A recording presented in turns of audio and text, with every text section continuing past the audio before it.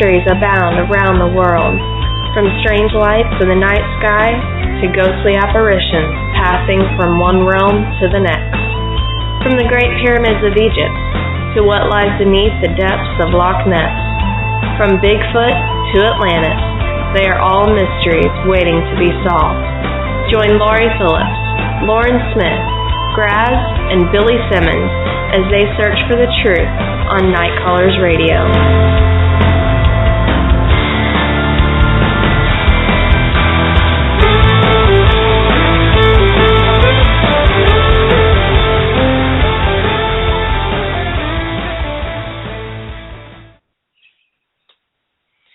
Good evening and welcome to Night Callers Bigfoot Radio. It is November 19th, 2015, and you're here with all the hosts tonight, Lori, Lauren, Graz, and Billy. How y'all doing tonight? Doing good. Good deal. Doing great. I'm sorry if y'all heard my conversation. What the heck? Oh my gosh, I've been that way all day.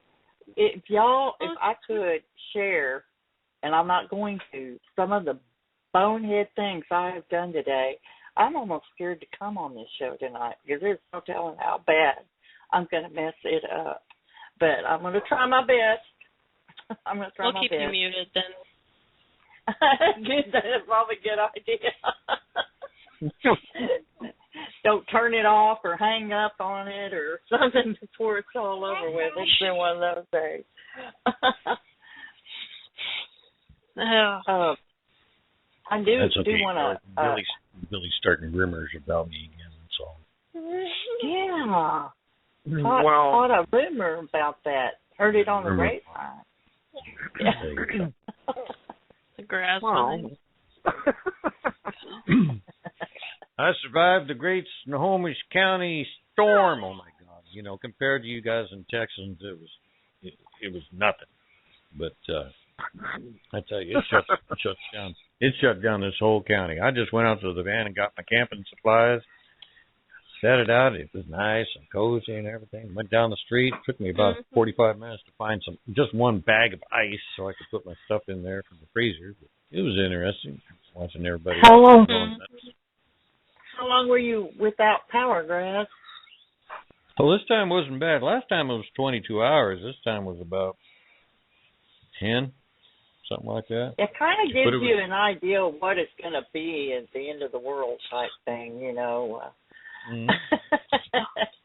Yeah. That's why I got that bug-out van out there. People don't plan ahead. Get that stuff for those days, you know. It's like that last time it happened for 22 hours.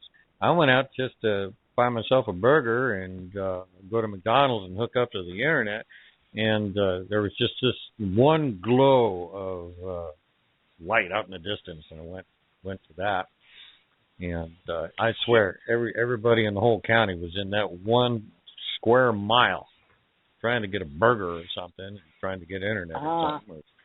They didn't know what the hell they were doing. People just don't know how to survive when it comes to things like that. It's fun. They don't. Not prepared. Being prepared is the biggest thing. Being prepared. You know, power goes out here a lot because I live so far out in the boonies, so I always have everything. And the power did go out the other night. I'm running around with my phone using it for a light because I don't keep a flashlight by the bed. Ought to, but don't. But anyway. You know, I got flashlights all over the place. I got boxes of candles all over the place. I was sitting pretty. Yeah. Went out to the van, got my little buddy heater and brought it in here, a little propane heater. And it wasn't toasty, but it was enough to make so I can get to sleep.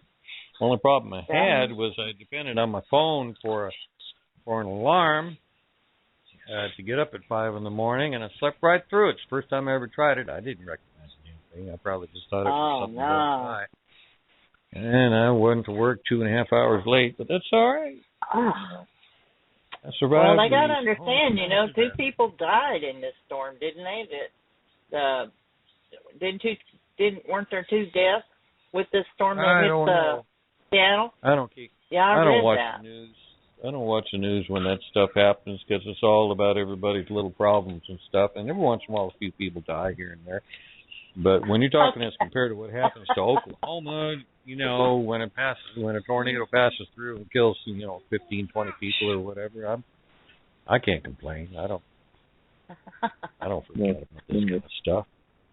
You just survive, get your little shotgun sitting there on the side, and everything's fine. There you go. There you go. Be prepared. Billy knows that. Well, absolutely. Well, I have some announcements to make. Through the holidays, we're going to be going to every other Thursday because it's just too doggone crazy with the holidays and everything that's going on, especially since Billy's in hunting season, I'm in camping season, and I've been squatching, and you've got the holidays and everything else, and it's just been really, really too hectic. So we had to let something back off. Just through the holidays, we're going to go to every other Thursday. Also wanted to tell all our listeners out there, we get messages all the time from our listeners that are telling us how much they love their show and everything, and we don't ever share those, and we really ought to. But I read one today that really touched my heart. I was really surprised of where this person was, and I'd like to read this. It's from Bear in Australia, and he says, "Hi, I should let Graz read it with an Australian accent, but anyway, hi, just want to let you all know I love the show and look forward to it every week. I'm from Australia, so just so you know, your show reaches further than just the USA. Although I can never listen to it live as I am at work, I love coming home on a Friday afternoon, kick back with a few beers and listen to your show. Always helps me relax and start the weekend off great. Cheers again, love the show. Keep up the great work, Bear from Down Under." Bear, thank you. Thank you. And thanks to all of you out there that give us these little messages that it really encourages us to keep going when it's, especially sometimes, it's just like, oh my gosh. So, anyway, just to say, hi, Bear. Good night, Bear. Good on you, Mike. Good day, Bear. Good on you, Bear. Good on you. Cool. We do appreciate those. They're kind of like little pick-me-ups for our crew. Exactly. And you never know what's going on in the lives of the crew and how we are always excited to do the show and be here, but sometimes we all have stuff going on. So we really appreciate your support, everybody's support. Even if we just have one listener in the chat room, to us it's worth it to put on a show. Mm-hmm. So thank you all for listening in, downloading the show, and supporting us. Well, we have a fabulous guest. Hey, is there any news? Any news, anybody, before we go to our guest? Because we've got a fabulous guest tonight, and it's not going to be a 2-hour show, so we need to get to Rocky Elmore. Anybody got any news real quick?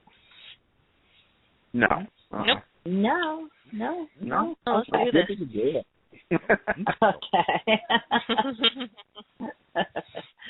Okay. I did get to go camping last weekend. It was awesome. Oh, my God. I had such a great time. No Squatch activity, but it was still great. Had a wonderful time. So, anyway, okay. Graz, will you introduce our guest, and then we will bring him on. Well, Night Callers Bigfoot Radio presents Rocky Elmore. When Rocky Elmore joined the United States Border Patrol, he knew it would be a journey fraught with danger. But little did he know that the very real trails he walked night after night would soon lead him into surreal encounters from a different dimension. This was never more evident than when the ghost of a recently fallen fellow agent began to appear on top of the cliff in which he died. It marked the beginning of the end to one of the most bizarre series of events in the history of U.S. Border Patrol.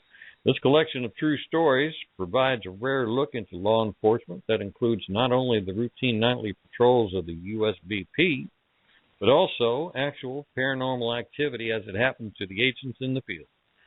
Readers will go on nightly patrols with the agents of the Brownfield Border Patrol Station and will face their worst fears as they come face to face with smugglers, mountain lions, ghosts, and even a squatch in this isolated no man's land.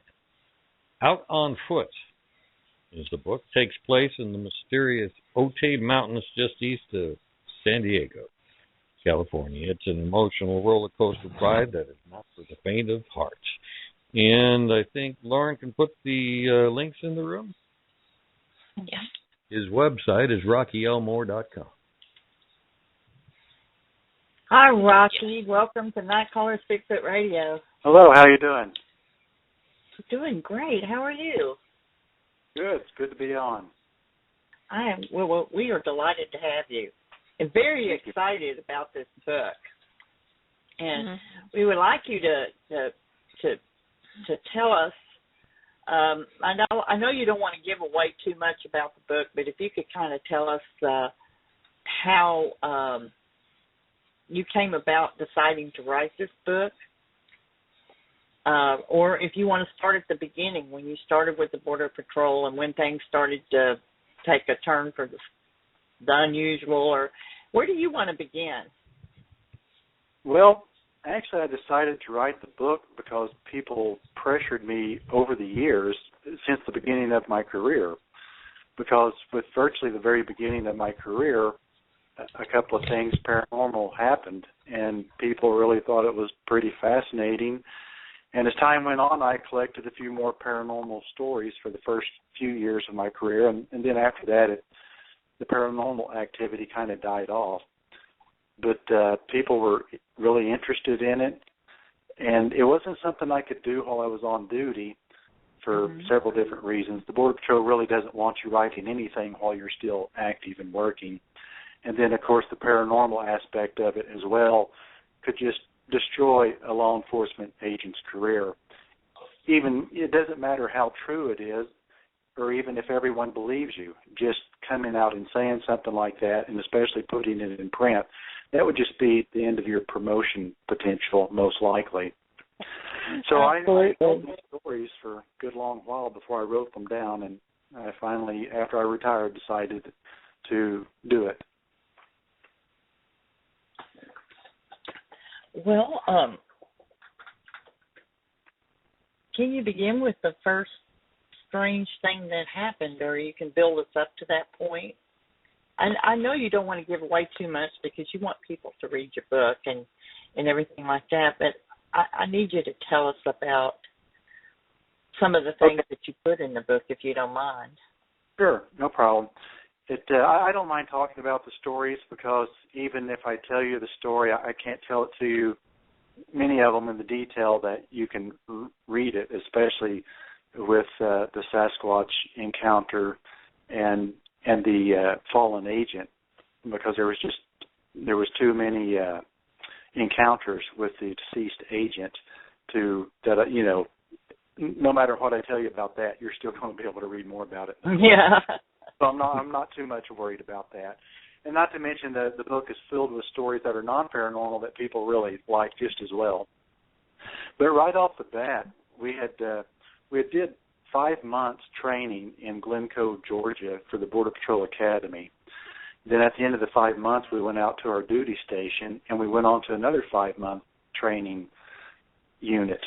And that training unit basically was to get us in the field and get us experience, let us learn the area and all that kind of thing. So it was very, very hands-on, and we were working that whole 5 months. It's just we were overseen by a training officer most of the time. Mm-hmm. So about 4 months into the training unit, which at that point I had about 9 months in the patrol, 8 or 9 months in the patrol, and we did all the training unit on nighttime. It was either swing shift or graveyard shift. And we had went over to graveyard shift, and we were going out into our work area out around Otay Lake, which was just north of Otay Mountain.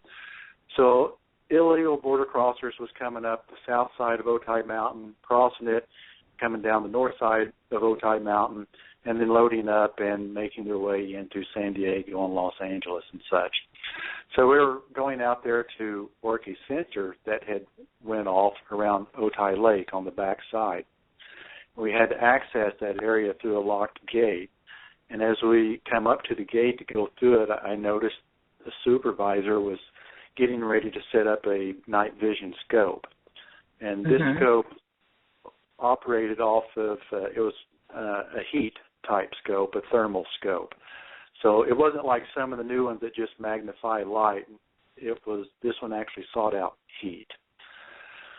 So we seen him setting the scope up, and he was going to help us and some of the other agents that was working the area. We went in through the gate and continued on a couple miles toward where we were going to work, and got out of the vehicle, parked the vehicle. We had a training officer with us, and there was 3 of us, 3 trainees and the training officer, so there was 4 of us total. And real heavy fog had come in the area that we were at, so we wound up getting lost and not being able to find the trail that we were going to operate on that night. So we were kind of walking around aimlessly for a while out in the fog, just trying to find our way.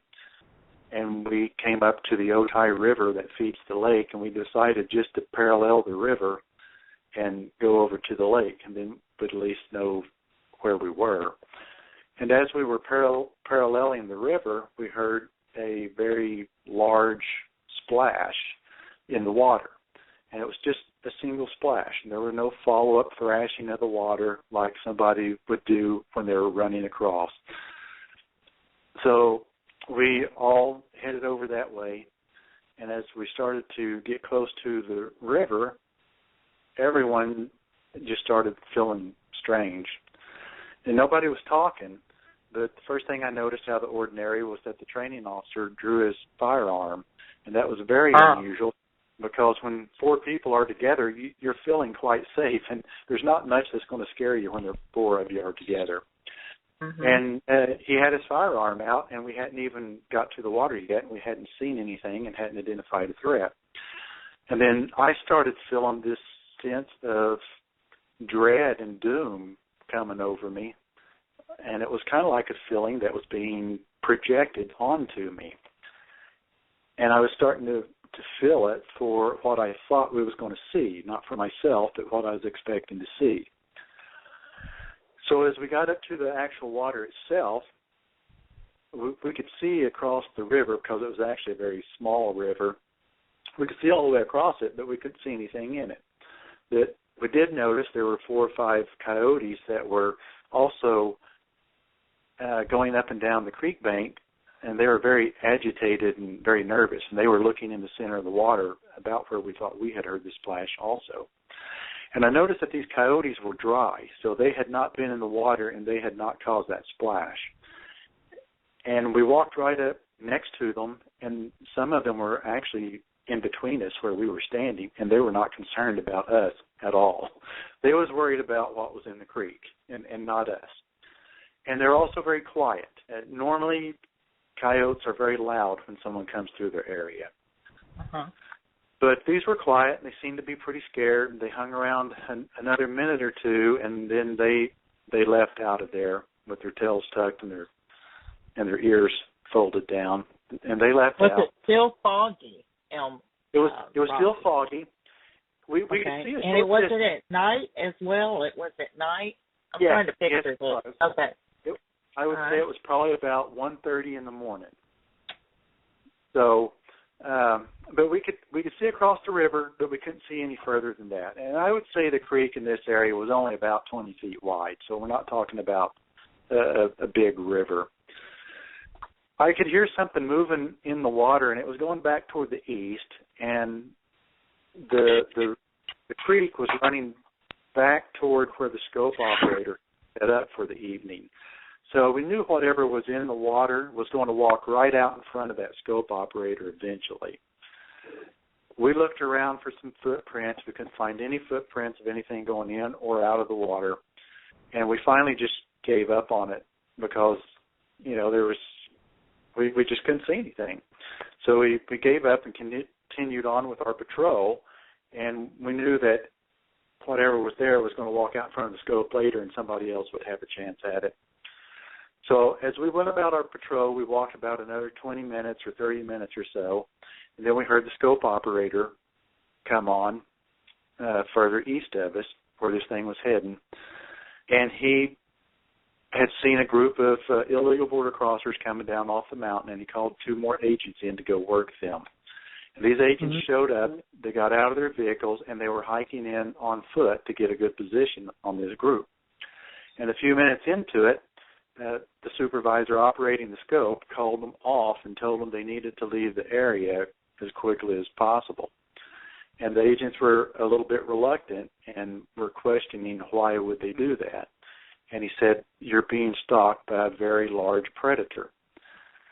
And oh, Lord. Oh, so Lord.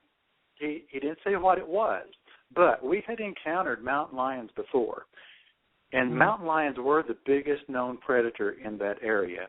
And we never called an operation off because a mountain lion was there. I've encountered them at very close range, and we always continued to operate. So it was strange that he called these guys out because of the predator. And later he said, well, it was probably a mountain lion.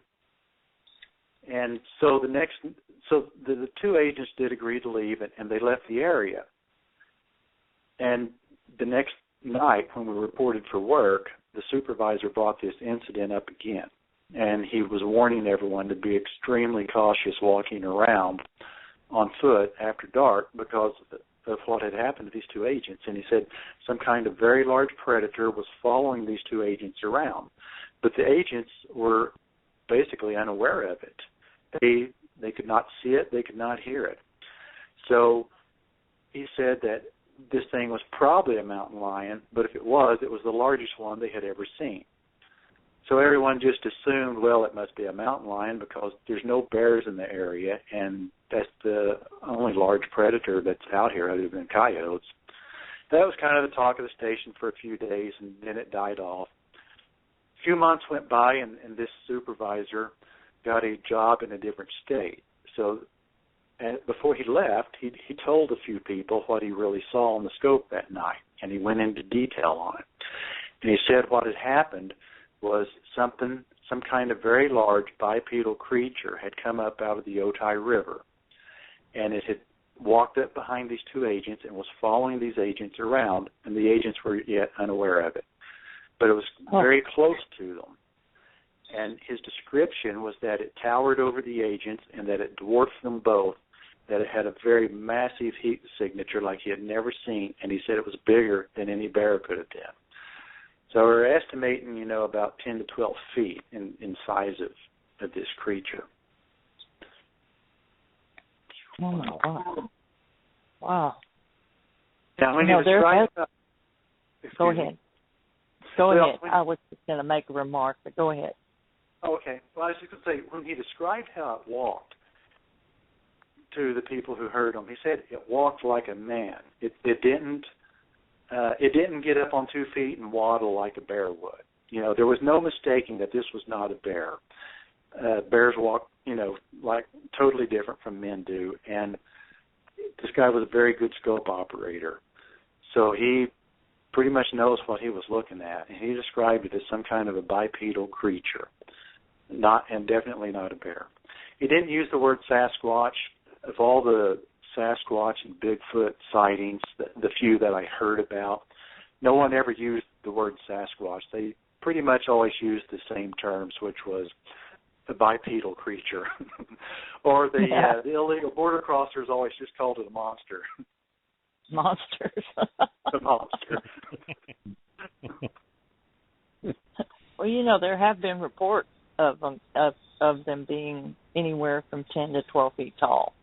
And most people consider that just too tall, but my first sighting was 11 foot. So 12 foot, that's just a foot more. So it is a possibility. It most certainly is. And that is a fascinating story, I have to say. And also the sound, the loud splash.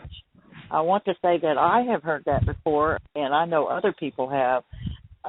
where they'll throw a big rock into the water, trying to scare off people.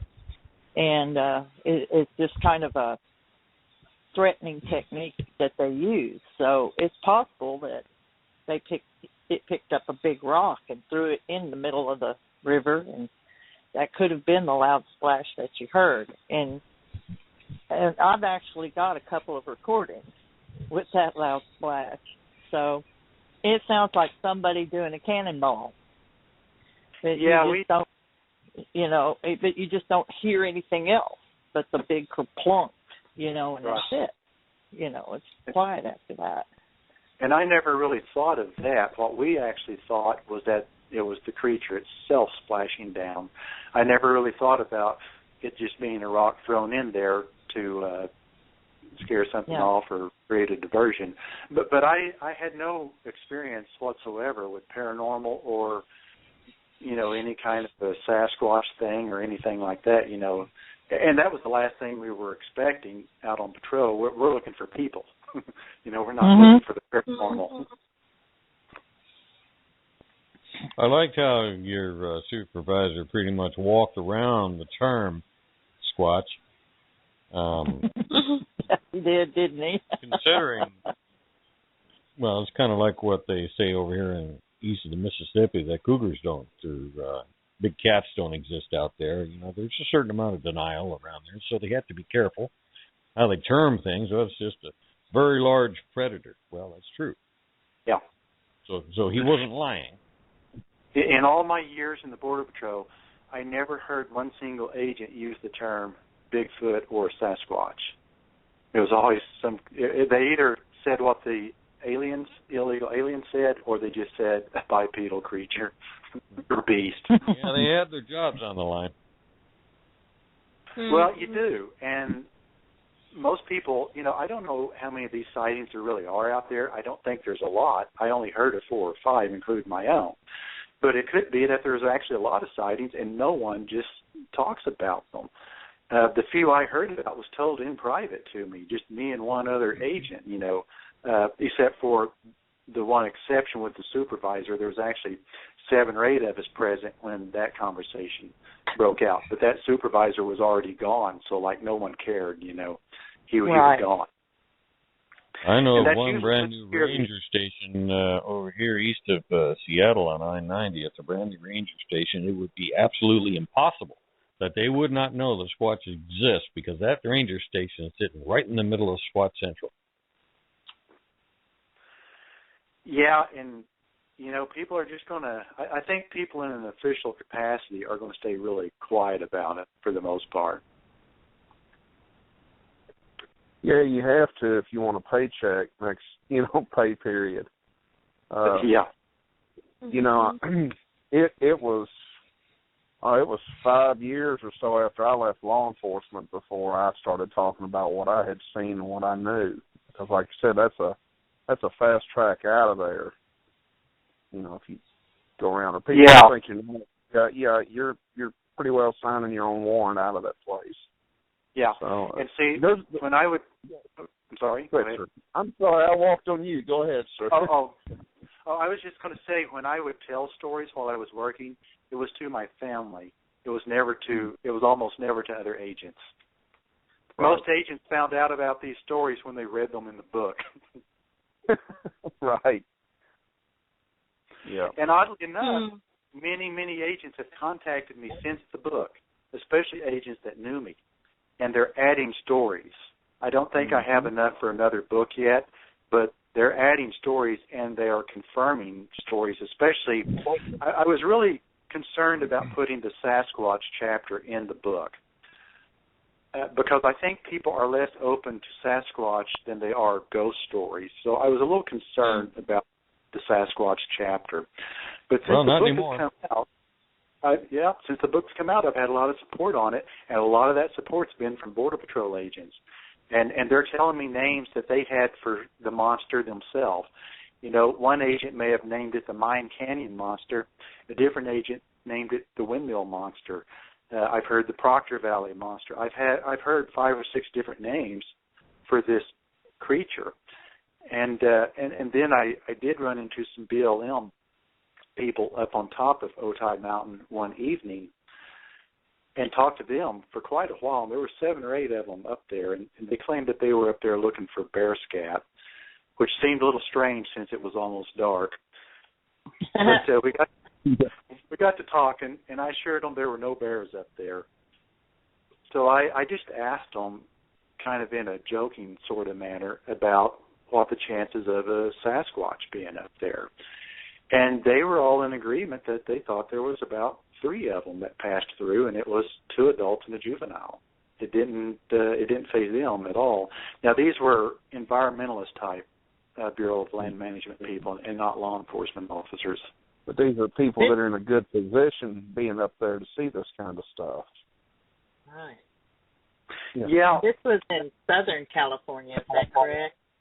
Southernmost part of California?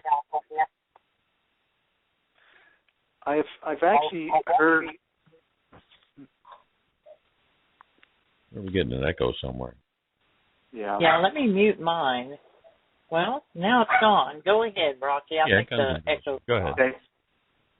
Yeah, I was just going to say, in where I work and back to the east over toward what would be the Campo Border Patrol Station at Campo, California, which is probably about 50 miles east of San Diego, they have a lot of very strange activity out there. It's like the Otay Mountains. There's just something about that area, and I don't know what it is for sure. The Indian tribes claim that it's all sacred area and human beings are not allowed up there, and I'm almost inclined to believe them. But old-time Campo agents, they have some really strange stories, and one of them is of some kind of a devil dog type creature, they named it. And it's kind of easy to laugh it off, but they've actually got it written into their journals on their daily activity from years ago. And I've heard those stories from about 6 different agents who served over about a 20-year period that didn't even know each other. And they had the same stories about some kind of a devil dog out there. How did they describe this devil dog? Excuse me? How did they describe this devil dog? Well, they did. The best I can remember, of course, each one described it slightly different sometimes, had a big head. It was very much like a very large dog or maybe even a wolf. It seems like one of them said the eyes may have been red, but they all were in agreement that it was very hairy, kind of reddish hair, and that the hindquarters were like a horse. Now, I don't know if they meant that it was hoofed like a horse or if it was just very, jacked up and muscular hindquarters like a horse. But that was their basic assessment of it. So was it bipedal or down on all fours, quadrupedal? It walked. They said when they encountered it, all the stories I heard, that it was walking on all fours. Now, one agent told me that he's seen it shortly before dark one night. Most of them seen it during nighttime hours. But one agent told me he had seen it before dark one night and actually drew his rifle down on it and was going to take a shot at it. And he said the creature looked him right dead in the eyes. And he said it did something to him and he couldn't pull the trigger. Oh, and then it just walked off very nonchalantly. Wow. There's something about that part of the country, and even as further east in Arizona and New Mexico, there are some very strange things that happen, and it's things that you don't hear about in any other part of the United States. Just along the border there. It is. I retired out of Tucson. And all those mountains along that border, from Tucson all the way over to San Diego, there's just something not right about that place. It is one very strange place. And it could even be all the way over to El Paso. I've recently heard about some very good stories from agents over around in the El Paso and New Mexico area with some ghost-type activities as well. What about tiles? Tiles? Have you ever heard about that? I know I'm not saying it right. It's Taos. I believe it's New Mexico. Yes, okay. tiles. And they have the constant hum. Yes. I don't know anything about it personally. I've been to Taos numerous times. I've never heard it? I've read about that Taos hum. I've never heard it myself. I've read about it on the internet, and it seems like a lot of the consensus is that it's some kind of drilling possibly underground for military bases that are possibly in conjunction with, alien bases and all that. All I know about that is just what I've read. I don't have any actual real knowledge of it. Also, a lot of UFO sightings down in those areas. Have you ever seen or heard any stories about that? Around Yuma? No, just along the border there. Oh, of ghost sightings? No, UFO. Oh, UFO. No, I haven't really. And that's really very strange because with all the time we spend outside and in these areas that are really prime for UFO sightings, Border Patrol agents are not seeing them. There have been a few. As I was doing the Coast to Coast show a couple of months ago, the man who used to be in charge of the Campo station called in, and he had actually had a very good UFO sighting. And I did hear of one UFO sighting here at Tucson, but I think it actually happened somewhere else. But it concerned some of our technology that I'm not sure what the security level is on that, so I can't talk about it. But it was a very, very good sighting. It was probably the best one I've ever heard. But those are the only two stories that I'm aware of in all my years at Border Patrol. So I think that's kind of strange that agents are not seeing these craft up there. I think it's strange, too. So can you tell us about some of your other experiences? Well, most of the other experiences are primarily ghost stories. They're wonderful. We love ghost stories, too, but if there is a few more Bigfoot ones, go ahead and we'll just move into the ghost stories after that. Well, there was 3 or 4 other Bigfoot encounters that did not involve me, and I heard them all third hand. So they're very short, and I don't have much detail on them, but they are all still in the Otay Mountains for the most part. And one was a agent had caught a small group of people crossing the border illegally, and he was near the top of Otay Mountain, and he was walking his group back up to the top of the mountain where we had a road. We just had one road that gave us access to that mountain, and it went right over the top of the ridge. So he was walking his group back to his vehicle when he heard a big commotion down below him, and which he assumed was another group coming up behind him. And all the aliens began to get very nervous, squeeze in behind him, and they started talking to him and hollering, "Official, mid-asshole," which is to say, "Officer, look at that. Do you see that?" And he looked to where they were pointing, and he said there was this creature, this bipedal creature, and he was just busting his way through the brush. Now, the brush that we had on Otay Mountain is manzanita, and it's very incredibly tough stuff. I mean, this stuff is almost impenetrable. And it was the agent estimated this brush was about 6 to 8 feet tall, and this beast was making his way toward them and just beating the brush down ahead of him with his arms like he was swimming through it. And his head and his shoulders was above the brush line. So again, he's estimating this beast to be 10 to 12 foot tall, based on how tall the brush was in that area. Said it came after them for a while. They took off running. When they got tired of running and couldn't run anymore, they turned around and looked behind them, and he was gone. Wow. Still a great story, even if it doesn't have a lot of detail. It's absolutely great. Tell us another one.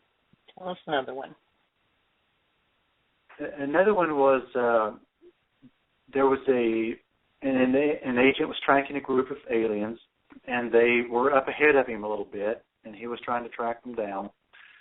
And he got pretty close to them, and as he crossed over the top of the mountain, he heard down into Windmill Canyon, he heard a bunch of people screaming. So he knew that was his group right off. At that point, he quit looking for footprints, and he just ran down the trail. But once again, it was dark. I don't know how dark it was. I don't know if there was moonlight or not. But he got down to the group, and they were all laying down on the ground, and they had crawled up underneath the brush, under the bushes together, and they're all huddled up. And he got up to them, and they started telling him that some kind of a monster had chased them down the trail, and that it was chasing them on 2 feet, and that it was very large, and one of the aliens said he could feel its hot breath breathing down onto the back of his neck. Oh, my gosh. But the agent didn't see it. When the agent got there, it was gone, and there was no sign of it yet.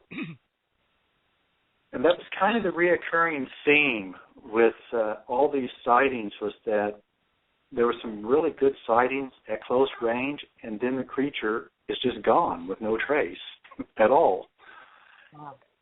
Now, there was Brownfield was a fight. The terrain there is very rocky, isn't it? Rocky, sandy, not very good for tracks and things like that.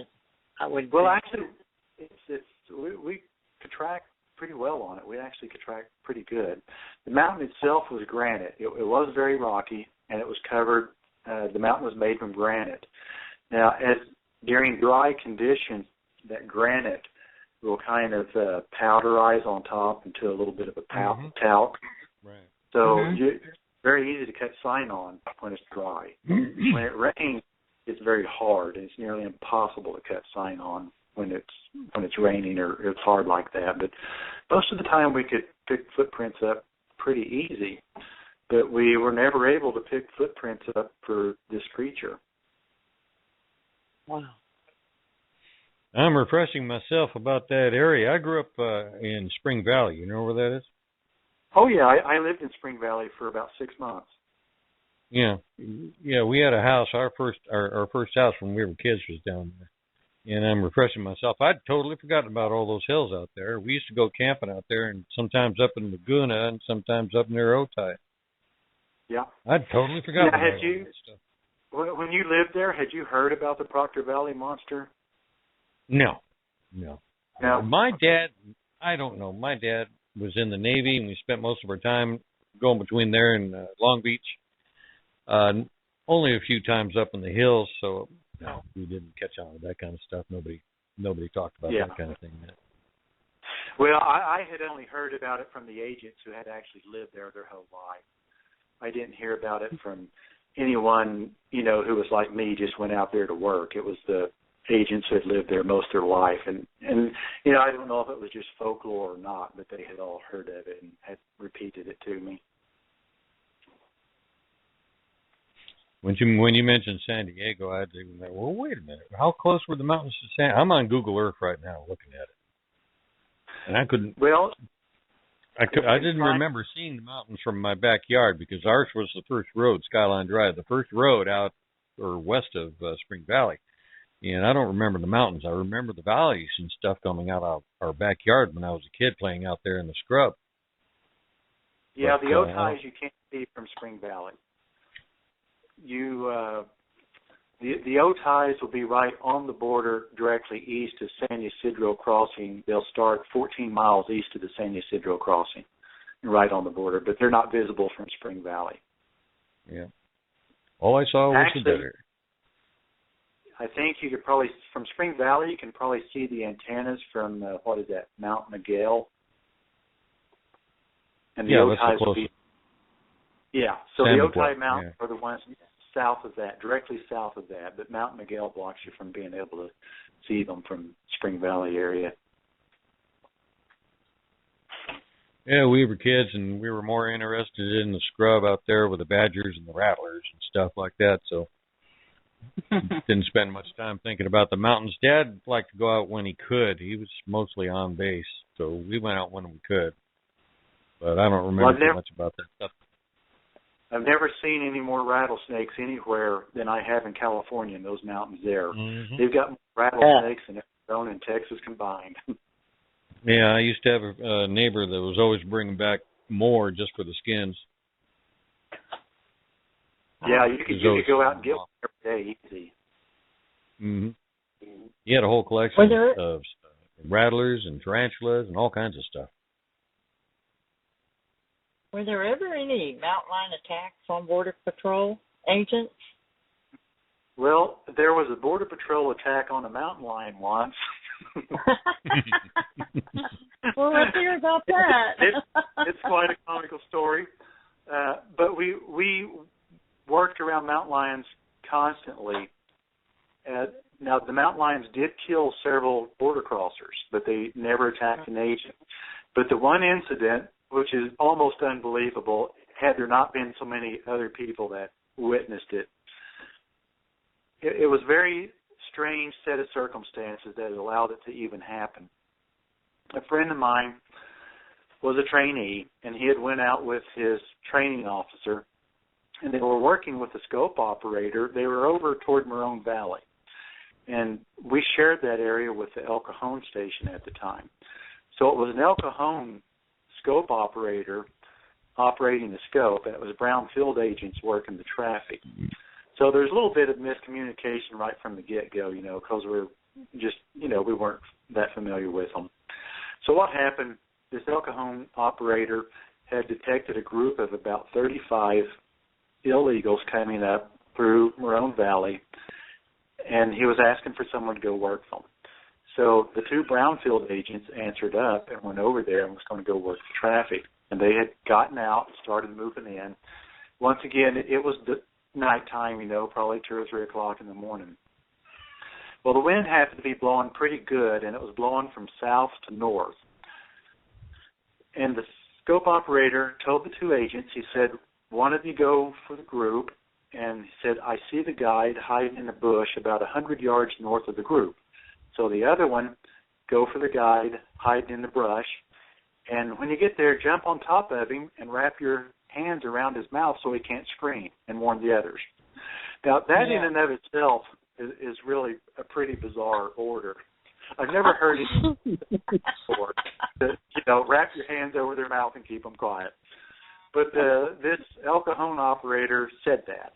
Well, it just so happened that my friend, who was a trainee at the time, decided he would go after the guide, and the more experienced agent was going to go after the group. So the trainee went after the guide, and he snuck up as quietly as he could from the north on that bush. And he jumped right in on top of it like he was told, and he tried to wrap his hands around the head of that guide. And when he did, everything went crazy, and he found out it was a mountain lion. Oh, my God. And the cat he went crazy. Fortunately, all the cat wanted to do was escape, because he was, oddly enough, taken totally by surprise. And he did take one swipe. He took one swipe at the trainee, and his claws got hung up in his ballistic vest, and that's what saved his life. He came within an inch of taking his throat out. But then the cat jumped up, and now there was a helicopter hovering overhead, and he was able to shine a spotlight on the cat as it was running away. And the cat ran toward the trainee's training officer, and the training officer, of course, the cat was still screaming and running on a full run. The training officer tried to draw his gun, and he was so shaken up, he fumbled it and dropped his gun on the ground. Fortunately, the cat went right by him and left the area. He just wanted to escape. But, yeah, the cat had focused in on that group, and he was just totally focused on that group, and the wind was blowing the group's scent into his face, and evidently the group was loud, making a lot of noise, and that just covered up the trainee's scent and the noise, and he was able to, oddly enough, sneak right up and jump on that cat. Just something to tell his grandkids. I have never in my life heard of something like that happening before. I haven't either. That's amazing. But I can Man, I bet he had to change his pants. I have had numerous cat encounters, and I have had them charge me and scream at me, and it is the most terrifying seconds you will ever have in your life. I bet. Oh my goodness! And these aren't little cats either. These are big cats. These are big cats. These are well-fed mountain lions. You know, they're 150 pounds. I heard the BLM people, Bureau of Land Management, told us that one of the cats up on Otay Mountain was a 200-pounder. So we're talking about just about as big as they get. Oh my goodness sakes! And the disturbing thing was they had. Now. No, we decided we're not going to have intermission tonight. We did? Okay. I didn't get the memo. Okay, I didn't want it. Yeah, Nope. we put it in the secret IM there, and you missed the secret. Oh, I didn't. Okay, all right. I was looking at Google Earth. I'm sorry. But did you find those mountains?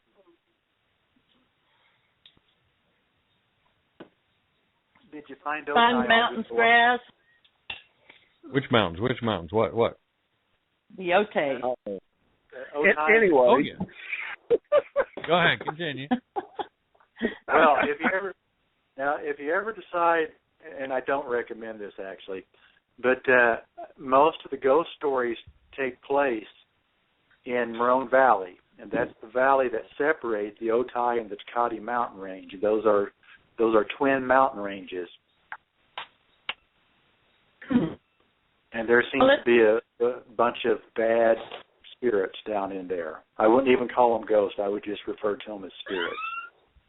My goodness. Well, can you tell us about some of the stories that you've heard? And there are numerous different spirits had been seen in Morone Valley. And a little history of Morone Valley is Morone Valley runs north and south for about 10 miles, and it's a very narrow valley in most places, very narrow. And it's fairly steep walls, and it gets very, very dark down there at night. Well, about halfway down Morone Valley, there used to be a couple of big, heavy metal gates that kept people out of the south end because the valley goes all the way to Mexico. But in times past, say 100, 200 years ago, people lived all down through there. There was some kind of little settlement, and at one time there was a quite large hacienda-type ranch when Mexico had it back in the 1830s. Well, in 1837, there was some kind of raid on there from the local Indian tribes, and they killed virtually everybody on that hacienda. Now, I don't know how many people that was exactly, but it was a considerable amount of people, and it never really rebuilt after that. And then in the early 1900s, there were some silver miners that lived down there, and you could see a few of the old rock houses they had built, or the hacienda had built. I'm not sure what they were left from. So there had been people living down there over the last couple of hundred years. Now, the gates were always considered by agents to be haunted because things had happened there, people had felt things there, and they'd seen things there. The first ghost story I had ever heard about Morone Valley was a supervisor had told me about one of his friends, which was also a supervisor at the El Cajon station. And he had come over to Morone Valley one night to work a sensor, and he'd come there by himself. And he had laid in on the trail and was waiting for the traffic to come, and he just seen a single figure coming down the trail. And he let the figure, he was hiding in the brush, and he let the figure walk by, because often that's just the guide clearing the way, and then the group will come up behind them. So he let that person walk by, and he gave it a few seconds. And then when nobody came up behind him, he just concluded that it was one person.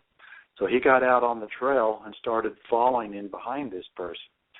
And eventually he caught up with him, and when he caught up with him, the person turned around, and he had no face. The face was gone. And then the figure disappeared. That was the first story I had heard of Morone Valley. I've actually heard of about 3 different ghostly figures down there being seen without faces right in that area.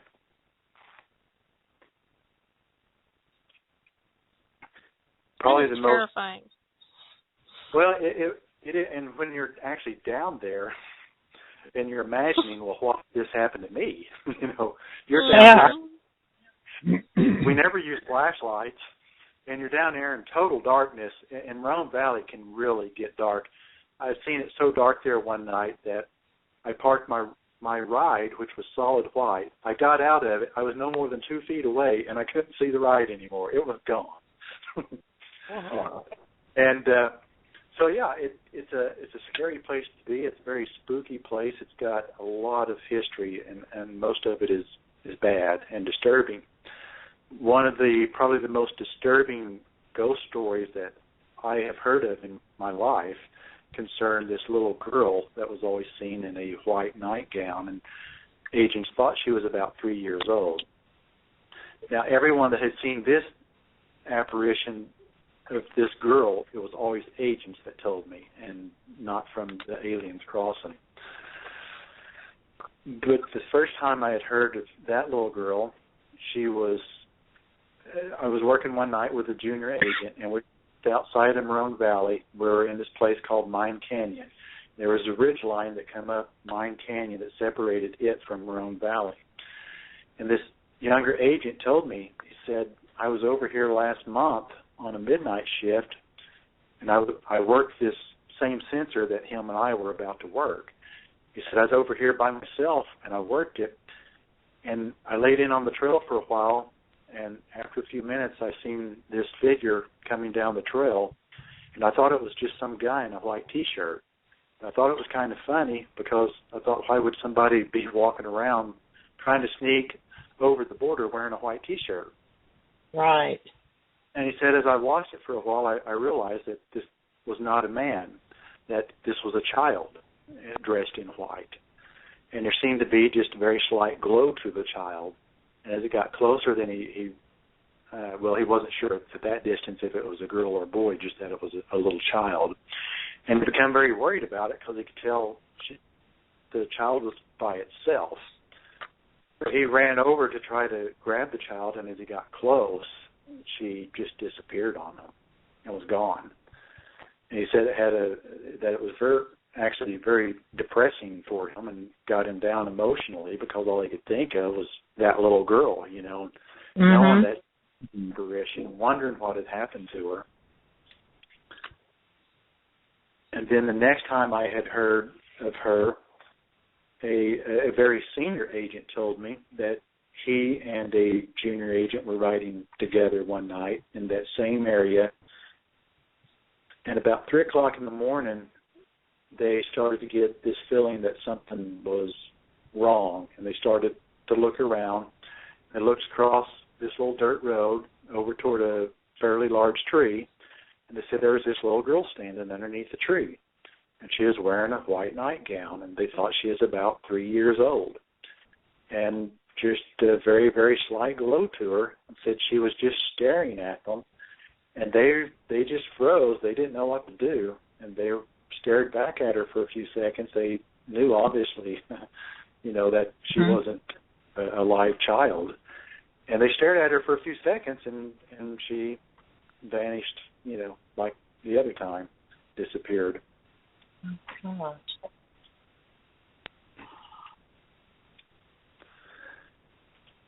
There are some spirits out there that anybody, even somebody who is not, doesn't have a sixth sense, even a regular person who has just the normal senses can see them. The spirits have such a strong energy that they're able to manifest themselves before anybody. I mean, even people who've never seen a ghost before in their life will see these spirits. Well, and these spirits that were encountered on Otay Mountain, virtually all of them that I'm aware of were what you would call interactive spirits. They were not residual hauntings. These spirits interact with people, and they would speak to them quite often. These spirits come up and spoke to them face to face. And sometimes it was actually kind of funny when it was over and the guys recomposed, and other times it was quite terrifying. Now, this little girl, there's I'll tell another story about her. And the next, the other ones are even more scary than these first two. Oh, but we're all ears. Okay. Yeah. Well, there was one evening I was working Maroon Valley, or actually it was a day shift. Me and a friend of mine was working Maroon Valley, and we rode separately. And as the sun started to set and our shift came to an end, we started going north up Maroon Valley, and we passed through those two locked gates.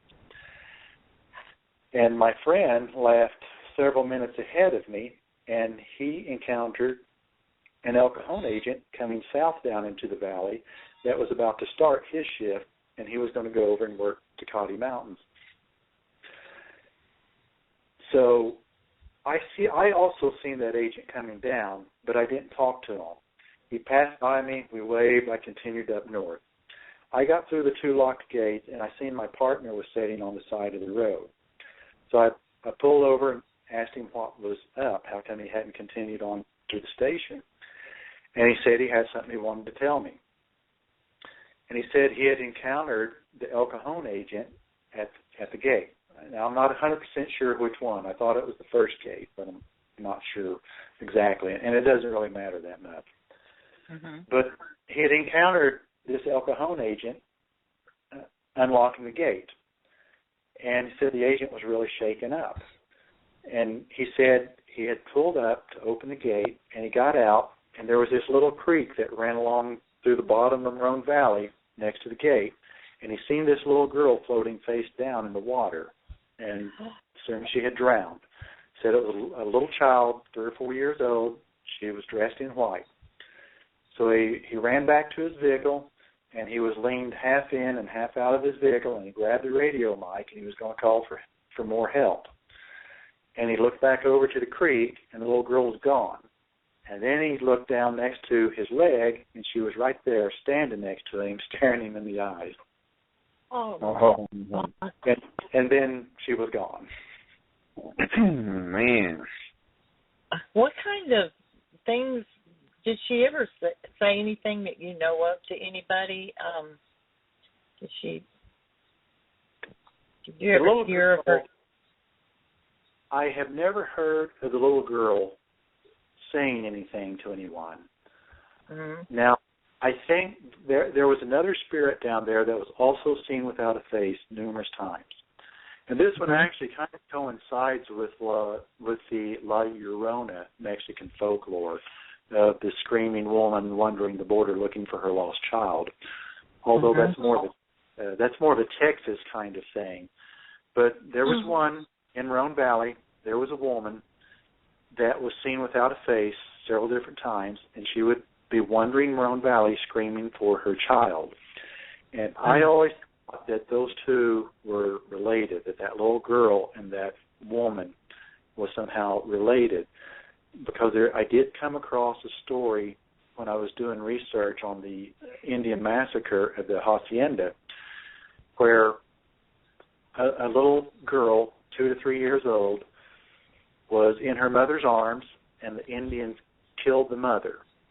And the 2 teenage daughters begged for their child's life. Now, whether they were successful or not, I don't know, because the girls were taken away as captives and never seen again. Mm. So I'm thinking, that could be where that comes from. But I know there was also a lot of other disasters and murders down in Maroon Valley over that time frame, a lot of them that I probably will never hear of, and it could be related to one of the others. What about the scary? Now we're ready to hear some of the scarier. I wish we had you on in Halloween. This would have been a perfect show for that, but it's great anyway. But go ahead. Well, to me, the little girl in white was about as scary as it gets. Now, there was another agent did encounter her on another time at that very same gate. Now, oddly enough, all these agents with these stories did not know each other, and these stories stretched out over about a 10-year period. So some of these guys had these encounters and then quit before the next guy who had an encounter was even hired in. Mm-hmm.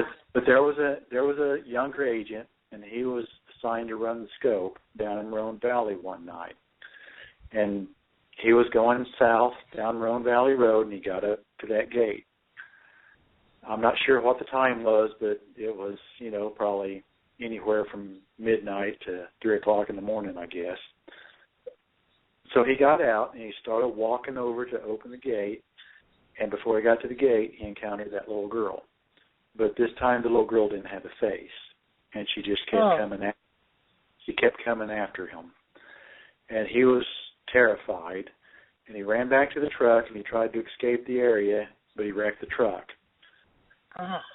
He eventually was able to escape, to get out of the area.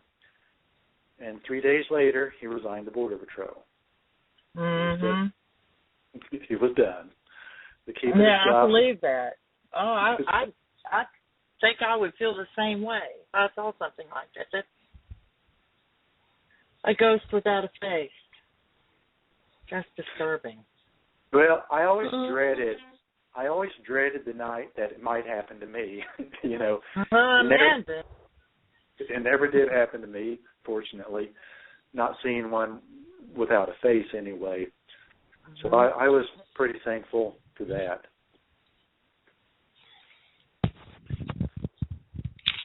Lost Super has a question, and it's been here for a while, so we're kind of on a different subject now, but he said he's interested in tracking.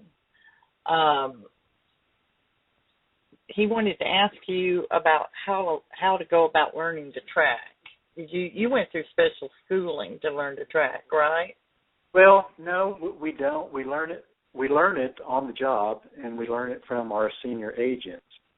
Mm-hmm. So, or you teach it to yourself over time. But you're out there every day and every night getting to practice it. And it is mostly about practice. There are some schools around, and there are a few books. And I would say that probably the best book on it is, I'm trying to think of this guy's name, I think it is Jack Kearney or something like that. And he's a Border Patrol agent. He wrote it years ago. It's called A Blueprint for Tracking and Learning How. That would probably be a good place to start if he doesn't know anyone that can show him or have a school. I've actually been somewhat interested myself in opening a tracking school just to have something to do with my spare time, teaching people. It's a lot of fun. There are certain techniques, that someone can teach you that will really help you learn it much faster than just going by trial and error on your own. Mm-hmm. Mm-hmm. But I would start with that book. Okay. I don't think anyone in the U.S. has as much tracking experience as Border Patrol agents. I imagine so. Yeah. And so,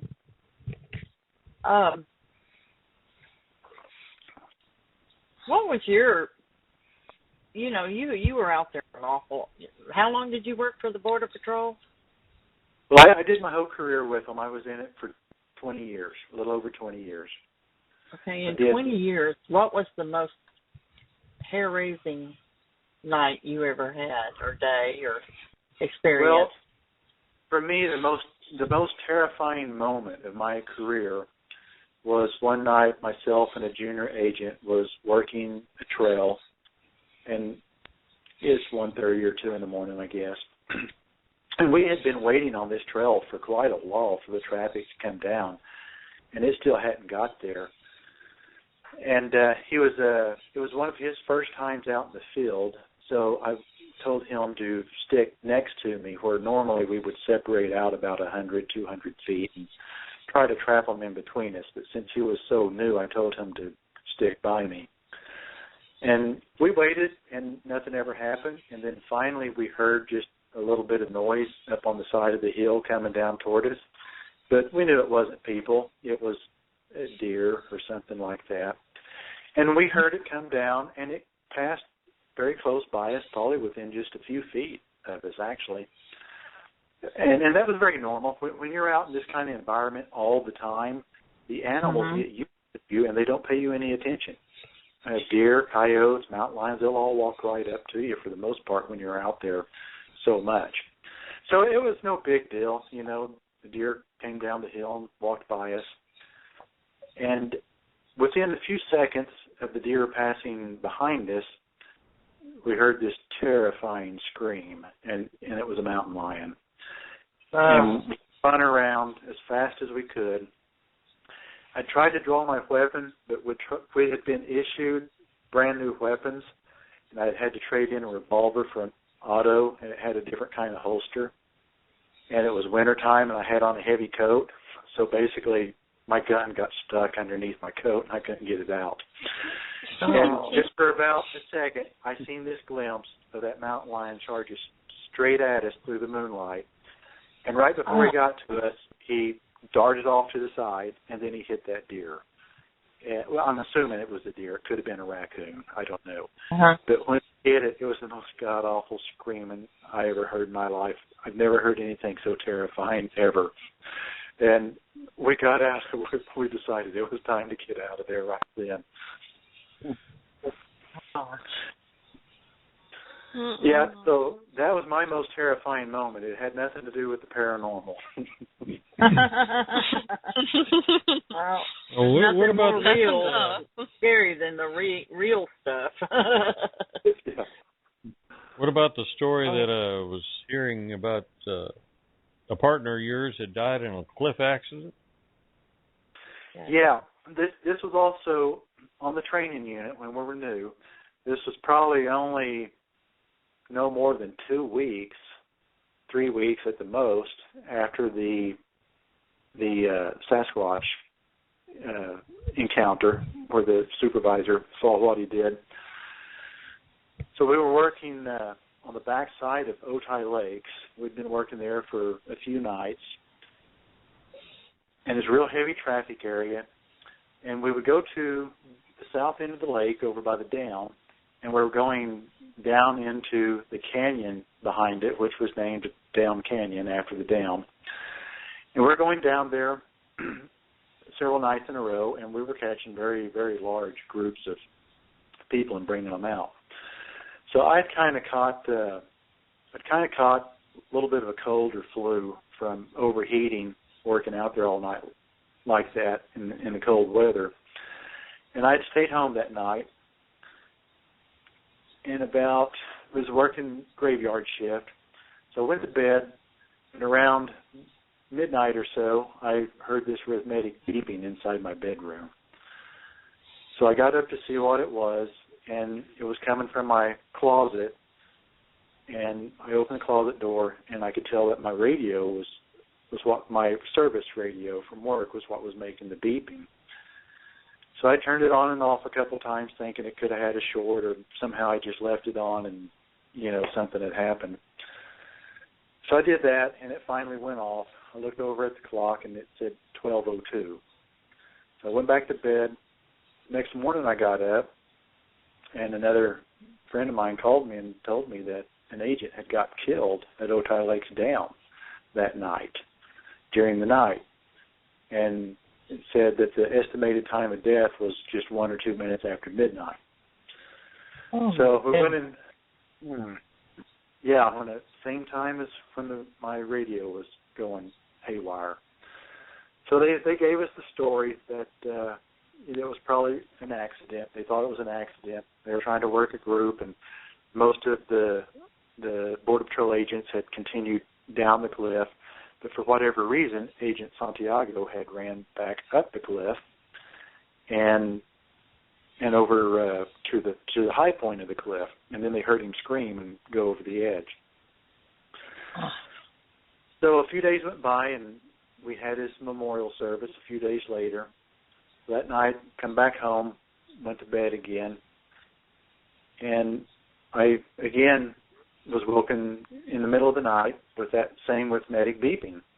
So this time I knew where it was coming from. I opened up the closet door, and there was the radio, and it was beeping. And I looked over at the clock, and the clock once again said 12:02. So I tried to turn it on and off a couple times to get it to stop, and it wouldn't stop. It just kept going. And I really had this feeling that somebody was on there, and he wanted me to answer him up. and I just couldn't do it. You know, my skin was just crawling with chills. I know. There was no way I could do it. So I finally wound up taking the radio battery off, and it stopped after that. I carried that radio probably for 5 years after that, and that's the only 2 nights that ever happened. It never happened before that, and it never happened after that. So, you know, draw your own conclusions as to the events being related. But that was the first thing that had happened strange concerning his death. A couple of months went by, nothing else happened. I think he got killed at the last of March. And then at the first part of July, one of the local college newspapers wrote a very negative article about him and his death, and was really mocking his death, which was very, very, very tasteless and angered a lot of people. So within 2 days, I think that article came out July 3rd. Within 2 days of that time, we ran into the first group of illegal aliens crossing up in the mountains that claimed that they were stopped by a Phantom Border Patrol agent. And that this Phantom Border Patrol agent stopped them up in the mountains, approached the guide, told him who he was and how he died and how he was sad and how he couldn't move on, and that group had to wait there right where they were, and then he would wander off. The ghost agent would leave, and he would identify himself and tell them his name. And then within just a minute or two, real agents would come up and arrest the group, and then the group would start telling them what happened. And at first we didn't believe it at all. And you thought they were making it up? Yeah, and agents actually got quite angry about it. And led to some heated arguments, almost to the point of violence. Agents getting mad and just telling the people to shut up and not speak anymore because they were being disrespectful of the dead. And, you know, all the while the groups were trying to convince us that they were not messing with us and that it was the truth. I had caught one such group myself. A group had come up to the top of the mountain. Me and my partner had went down into the canyon, waiting for them to cross the peak, and where we're going to get them from the north side down in the canyon. And then these other 2 guys that were up top was going to fall in behind them after they passed them by, and we were going to sandwich them in on this trail. So the 2 guys up top were giving us on the radio. They were telling us the progress of the group. And they said, okay, you guys get ready down there because the group's on top of the road now, and they're about to drop into the canyon. So several minutes went by, and we never heard the group come down. And we called back up and said, hey, are those guys coming down or not? And the agents answered up and said, I don't know why, but they're just standing out in the road. They just stopped moving for some reason. They're not going anywhere. So another minute or 2 went by, and we asked them again, you know, hey, what's up with these guys up there? Are they moving yet? And the agent answered up and said, no, they're just standing there, and said, we hear some of them crying. Said, why don't you guys head back up, and we're going to go over there, try to find out what's going on. So we headed back up. We had went down about 300 feet, so it took us a couple of minutes to get up. When we got up, the group was all still standing there. There was about 30 of them, and some of them were still crying.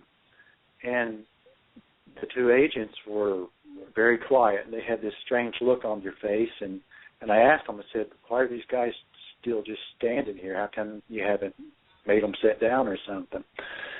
And he said, I'll tell you later. He said, but it's okay for now. So the transport vans come up, and we loaded these folks up and sent them down to be processed back to the station. And then the 2 agents that had stayed up top started telling us. He said, we got over to this group, and they were hysterical. He said they were stopped by a Phantom Border Patrol agent, and his name was Luis Santiago. And oh my God. You know, it was just... yeah, it was just like, you know, are you kidding me? And that was the second time I had heard about it, just 2 or 3 days. Mm-hmm. But this time I was actually, you know, there. And he said, no, we're not kidding. That's what they told us. And he said they told us stuff about him that they could not possibly know, and about his death. They could not possibly know that. So, I started writing these things down. When they started happening, I started writing them down, the time, the date, the place, who was involved, what happened. So I went home, I wrote that down. The very next night, 2 other agents had a very similar incident on the very same trail, just a few hundred feet south of it, where almost the same thing happened again. They found this group just standing out in the open, and they claimed that they had been stopped by a ghost Border Patrol agent who identified himself as Agent Santiago, told them they couldn't go any further, they had to wait right there. And this just kept happening over and over and over. I think I wrote down about 10 or 11 different times that happened. And then finally, these sightings began to gravitate closer and closer over to Otay Lake. They started out up in the mountains, maybe about 15 miles away from where he had actually got killed at the lake dam. And then they kept getting closer and closer over time to the lake dam. After about 6 or 7 months, he was only seen at the lake dam and nowhere else. And he was encountering people and confronting smugglers and guides up on top of that cliff that he died on. And these groups were telling us that they had been stopped by a blood-soaked agent on top of the cliff that told them to come over and give up. And they would do it. They would do whatever he told them to do. They would do it exactly. And, very, very reputable agents were starting to have these encounters with these people. And it was something that, the station couldn't ignore anymore. Everyone believed it. Everyone I know of believed it. Nobody had any doubts about it. There was no second guessing it. There was no this, no that. We looked into it to see if it was an agent just trying to scare people. There was no way it was an agent because these people described this agent as floating across the terrain. They could see through him, so there was no way that it was an agent. Then we thought, well, maybe it's a smuggler. Maybe a smuggler's trying to scare them. But that didn't make any sense either. And I go into detail in the book why that doesn't make any sense. It wouldn't be a smuggler. So finally what happened was after about 7 months of this going on, one night a group climbed up the cliffs and an agent was sent in to work them. When the agent got there, he said that 6 of them had already went off the cliff, and 9 of them were up top screaming for help. And that's his story. Now, the station and the newspaper and some investigators tried to change the story and say that this agent actually was the one who chased them off the cliff. And the first of the 6 people who went off the cliff, the first one that went over was killed, and he was the smuggler. So the station didn't buy that these people just fell off the cliff on their own, so they blamed this agent for doing it. So they started questioning him. They started questioning the survivors. They tested his hand and his gun to see if he had fired any rounds that night because the group said he had fired shots at them. Well, it came back that this agent had not fired a gun that night, and nobody in the group could identify him. So they were at a dead end, and all this stuff is reported by the newspapers. So these things are all fact. Now, the part I was told after this is not, as far as I know, may not be written down anywhere. I'm sure it's not provable, but some very senior people told me that were there. They said what happened after that, when they couldn't pin those deaths on this Border Patrol agent, that one of the agents assisting in the investigation went out into the hallway where we kept all the pictures of the deceased agents who were killed in action. And they picked up Agent Santiago's picture. And he took it back in without telling anyone who it was, and he gave it to the investigators and said, present this to them. And when the investigators presented that to these aliens, all the aliens supposedly identified Agent Santiago as the one who chased them off the cliff. said he was shooting his gun at us as he chased us over the edge. So at that point, the FBI wanted to go out and arrest him. And then the Border Patrol agent said, well, you can't do that because he was killed on that cliff last year. And that was the end of the investigation. And that was also the end of the sighting. From that night forward, there was never another sighting. Wow.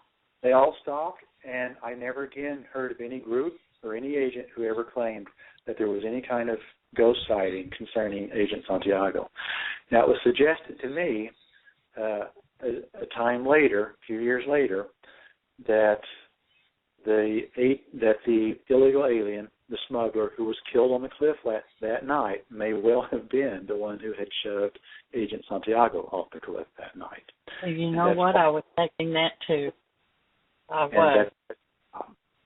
Well, it made perfect sense. It really did. I mean, the whole situation is so bizarre, it's almost beyond belief. But it made perfect happen because it stopped. He told all the groups that there was something left undone and he could not move on. And when this happened, he moved on. Well, we are down to the last 2 minutes of the show, and I want to tell you what, you are a wonderful guest, and I promise I am going to buy your book. I have been just completely, hadn't he been a great guest? I mean, just really a great guest. And did a wonderful job of relating these stories, and I'm just hungry for more, and I know there's more in your book, and the book is out on foot. It can be bought on Amazon or out on foot. That is actually an officer safety call. When you would go hiking around by yourself, you would call the dispatcher and say, "Dispatch, this is Bravo 259. I'll be out on foot for the next 3 hours." And then they will call you about every 30 minutes to make sure you're okay. And if you're not okay, they send a search party. Or if you don't answer. If you want to contact Rocky Elmore, you can go to rockyelmore.com. Is there anything else you want to say, Rocky, before we tell everyone good night? Yeah, I just say that the book is about 35% paranormal, and then the other 65% is nightly patrols. But that includes the they're almost paranormal in and of themselves because it's such a bizarre environment. There's mountain lion stories, jaguar stories, a lot of tragedy in the book. It's an eye-opening book, but there's a lot of people that didn't make it that I knew personally in the book, and most of their deaths are chronicled. Well, Rocky, we thank you so much for coming on. Thank you very much for coming on. Well, it was our honor and our pleasure, for sure. Yeah, I was having a good time. I was sitting here on Google Earth following everything you were saying. Well, oddly enough, I've had many people comment that the book is so descriptive that they can Google Earth it and find every one of those places. Wow. Yeah, I was getting close. Well, you'll find Doghouse Junction at the top of Otay Mountain and the Mini Wawa. That is where Reba McEntire's plane crashed and killed her band. Okay. And actually, I think I have a picture of their little memorial in there that the agents had made for them. Oh.